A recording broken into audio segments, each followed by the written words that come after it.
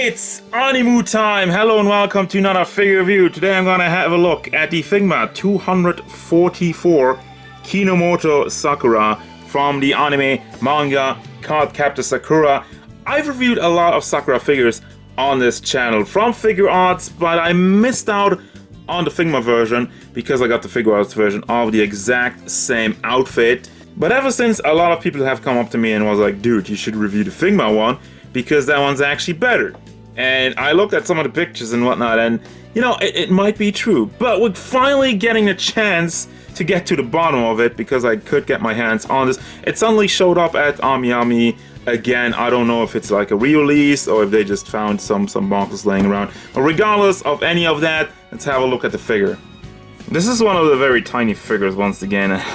I'm probably gonna have problems with the camera because I have to zoom in so much. So let's have a look at her size real quick. It's really hard to align my ruler with her dress, but she stands at about 12.5 centimeters to the top of her head, about 5 inches tall. And let's have a look at the very nice Animu face. I mean, I say Animu, but I think Figma is more towards manga, while the Figuarts lines are usually tending more towards anime style. And that's really the key thing about this. I will have a comparison to the Figuarts version. I have that one off to the side over there. You can't see it yet, but I have that in at the end. And I can already tell you there's a lot more detail in the Figma version, and I can see what people say. This one is the better looking, but regardless of that, let's continue with this review. Animu eyes. Hair is nicely sculpted. You have a nice and shy smile. You have lots of ribbons, lots of pink. I mean, this is a really girly girl, magic girl figure and soft plastic. Over here, more ribbons in the shoulders, and like the mold. The one thing that really sticks out to me is how the mold is so nicely detailed done. You have like a ton of wrinkles going on, and it just looks so good. It looks really dynamic. It really captures you more with all the detail over here.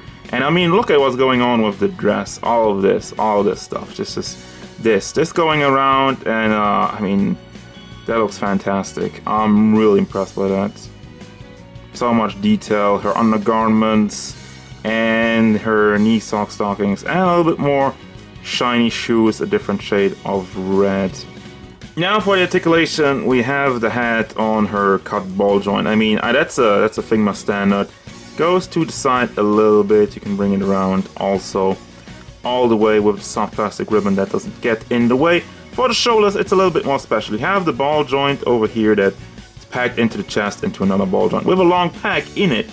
Now the thing is, you might say, oh, this stands out. It's one of these things. First of all, you can pull it out for more range. It goes around very nicely, up and down.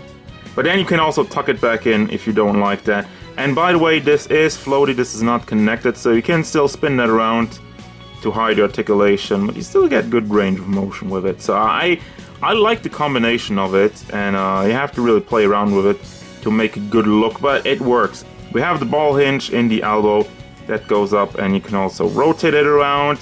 Have a tiny ball joint, well, not that tiny, but a small ball joint in the hand with a hinge on it, so you can bring the hand back and forth and rotate it around. And this piece is also floaty, so you can rotate that around with the hand, so you can line that up. Now, I don't know what's going on with the torso. It looks like there's something over here, but it doesn't really move around. You can wiggle it around a little bit, but I'm not really getting much out of it. It does go forward, but as you can tell, it gets immediately pushed back.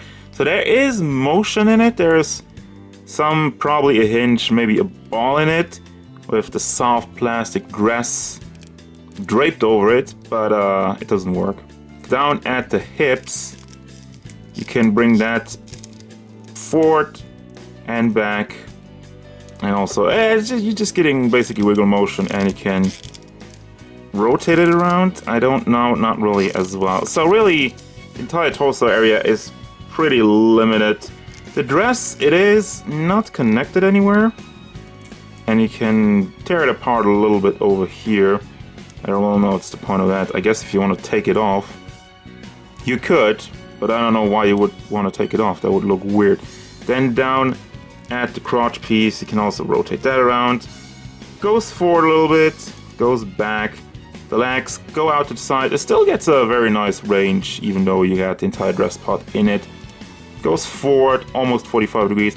It depends on where you tuck it in. If you have a little wrinkle that goes up over there, so you can bring the leg up a little bit more, and it goes to the back. And you can also rotate it around on the ball joint over there, as you can tell. Can you also pull that one out? No, not really. It is on a peg, I mean, so technically you can always pull it out a little bit if it's on a peg. Then you have the knee, single hinge, and you got the ball joint in the feet. Goes forward, goes back, and it does go side to side. So yeah, accessories. I feel like this is really where this version kills the Figuarts version. First of all, we got some hands, got fist hands, holding hands, and more like, that's probably to slide a card in there. Posing hands, peace sign, pointy finger, two more faces, the shy smile face and the yelling face. Man, they kind of try to make her look angry, but I think she still looks like kawaii. Did I just say kawaii? Yes, I'm a weep. You got a different staff with the star in it. Very nice metallic golden paint job in the star. And over here, a shiny red gem in it. Tiny, tiny wings on the side. And a lot more gold on the back of it. Then we got her, I would say more regular staff. This is the one I remember the most. Has the same handle, but a little bit different at the top, as you can tell. A little bit like a bird, like a peck. And then we got these wings, which you can attach to Sakura herself or her wand. I'll show you that in a second, very nicely detailed. Very shiny also, I like the material. And then we got the small wings. They are see-through plastic. And we got Carol with a ball joint in his neck, so you can have a little bit of rotation in that. And a big hole in the back, because he actually gets his own base, which was something I didn't like about the Figuarts one. You didn't really get a base, you didn't get anything for him, but here you have his own base. For the little guy, you have the Figma bag, and we already had the base in there, but I want to show you the magic stuff. So here's the deal, here's the cards. I refuse to take them out because I will not be able to show you properly when I fumble around with my big fingers, because these things are tiny. Here's my finger, and if I just hold that over there, you won't see anything, so I'll leave that in the packaging. You have the front part of the scepter, you can just take that off. When she summons her card, puts that in there, and in the back you still have a little bit of a design. Which one was it again? Is it Phoenix or something? I don't know. Very nice and detailed, tiny, tiny cards. And in the front over here, you have all these extra parts to connect your staff, or Sakura herself, to the big wings. Now, I will not assemble that on camera. I tried to put that together for final thoughts, but you have the small wings, you just take that out. You have the big wings, and put that on, or I just want to put that in the back. You have this entire see-through piece over here, which you connect then the wings to, and the side parts, the side packs, and then you can have your big wings on your Sakura. It's comparison time! But first of all, I forgot. You can take the dress apart because you slide kind of her staff in there when she sits on it and flies around with it when you put the big wings on it. But enough about that. Figuarts versus Figma. Which one is better? Now, as I've already told you, there's a big difference in... I mean, there's not really that much of a difference in the face. She has a little bit bigger eyes on the Figuarts version and have the angry... I didn't even plan that. I just realized that I have the angry face looking to that side and the smiley face looking to that side. Just like, haha, I'm the better one. No, but I mean, seriously... Like I'm saying, differences in the face. The Figuarts version has the bigger eyes and also shiny eyes. Hair looks pretty much the same. The head seems a little bit bigger on the Figma version. And like I mentioned, all the wrinkles, look at all the wrinkles on the Figma version. It makes it look a lot better, like a lot more attention to detail. Small ribbons, once again. In the Figuarts version, it just kind of tacked on there and here. It really stands out a lot more. The wings for the Figuarts version, they are not see-through, they are white, like a little bit more shiny material. I like that, but if you do take them off, you just have some holes in the back, because you don't have this entire backpack, which you have with the Figma version, where you put in the base. Articulation in the chest, in the torso area, for the Figuarts one is better, but it looks a lot more wonky. As you can tell, this has a lot cleaner conversion, but as we established, she doesn't really have that much motion in the torso area. Yeah, I mean, and then the dress, I mean, there no contest, right? You look at the Figma one and all the detail, so nicely done. Even like the white line that goes through it is a lot smaller, so a lot harder to do that properly. And once again, it's just the detail, guys.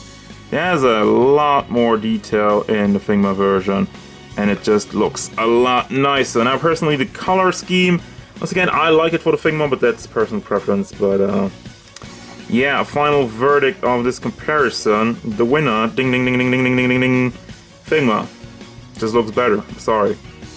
Also, the Figuarts version does not hold on to her staff very well, which the Figma does nicely. So, there you go. It's gonna bring me to the final thoughts, what do I think about this figure.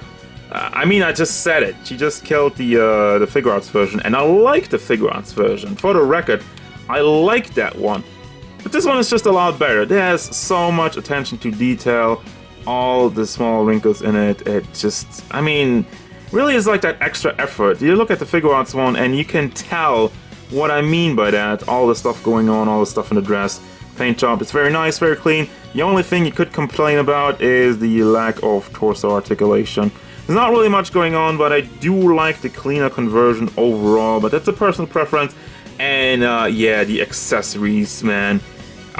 You have everything with this one. Figuarts did a different version with a different costume where they still added the staff with the big wings on it. So you could have that one with Figuarts, but you needed two versions. Figma did it in one, so, you know, that's better. And yeah, totally recommend it 100%.